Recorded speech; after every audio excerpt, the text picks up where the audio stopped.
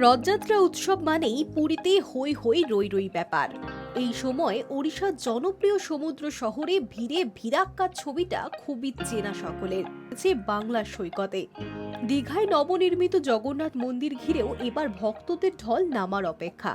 বুধবার জগন্নাথ দেবের স্নানযাত্রা পুরীর মতোই রীতিনীতি মেনে তা পালিত হবে দীঘার জগন্নাথ মন্দিরেও। আগামী 27শে জুন রথযাত্রার আগে পর্যন্ত রয়েছে এক গুচ্ছ আচার অনুষ্ঠান।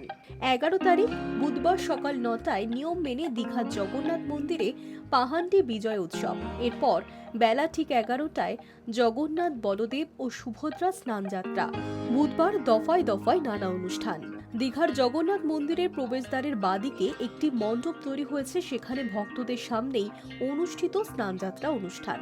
দেবতাদের স্নান করানো হবে 108টি তীর্থের জল, পঞ্চামৃত, বিভিন্ন ফলের রস এবং অন্যান্য পবিত্র দ্রব্য দিয়ে। স্নানবিধির পর ভোগ নিবেদন করা হবে। দুপুর 1টা থেকে রাত 8টা পর্যন্ত গজবেশ দর্শন অর্থাৎ হস্তি বেশে রূপ দর্শন করতে পারবেন ভক্তরা। 12 জুন থেকে 25শে জুন পর্যন্ত দর্শন বন্ধ। 26 তারিখ থেকে ফের জগন্নাথ দর্শন শুরু। 27শে জুন রথযাত্রা। ওই দিন মাসির বাড়িতে যাওয়ার জন্য রথে আরোহণ করবেন জগন্নাথ, বলরাম, সুভদ্রা। আরও জানা গিয়েছে, রথে চড়ে মাসির বাড়ি যাবে নিমকাঠ অর্থাৎ দারু ব্রহ্মের মূর্তিটি।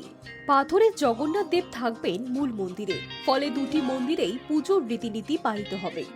এই মুহূর্তে রথের আশেপাশে মোট 3টি গেট রয়েছে।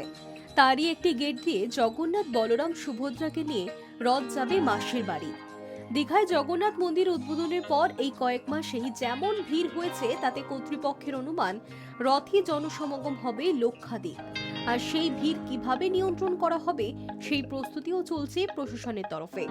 সব মিলিয়ে জয় জগন্নাথ ধ্বনিতে মুখরিত হবার অপেক্ষায় বাংলার সৈকত শহর। Hi News network.